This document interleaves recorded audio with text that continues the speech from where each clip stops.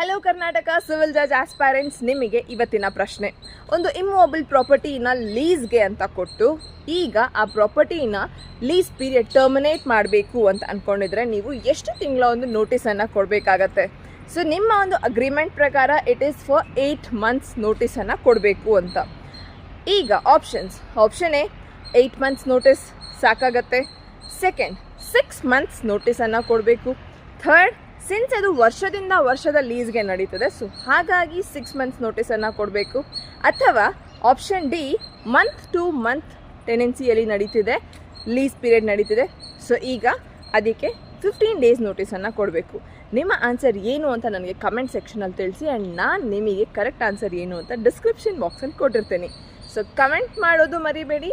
And Swati law ಅಕಾಡೆಮಿನ subscribe ಆಗಿ ನೀವು ಇದೇ ರೀತಿ ಡೈಲಿ ನಿಮ್ಮ ಒಂದು ಪ್ರಶ್ನೆಗಳಿಗೋಸ್ಕರ ಆ್ಯಂಡ್ ಆಲ್ಸೋ ನಮ್ಮ ಒಂದು ಬುಕ್ಸ್, ನಾವೇನು ಈ ಬುಕ್ಕನ್ನು ಲಾಂಚ್ ಮಾಡಿದ್ದೀವಿ ಅದನ್ನು ಕೂಡ ಚೆಕ್ ಮಾಡಿ ಪರ್ಚೇಸ್ ಮಾಡ್ಕೊಳ್ಳಿ.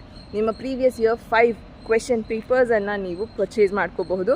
ನಿಮ್ಮ ಈ ವರ್ಷದ ಜುಡಿಷರಿ ಎಕ್ಸಾಮಿಗೆ ಪ್ರಿಪ್ರೇಷನನ್ನು ಇನ್ನಷ್ಟು ಸ್ಟ್ರಾಂಗಾಗಿ, ಇನ್ನಷ್ಟು ಸ್ಪೀಡಾಗಿ ಮಾಡ್ಕೋಬಹುದು.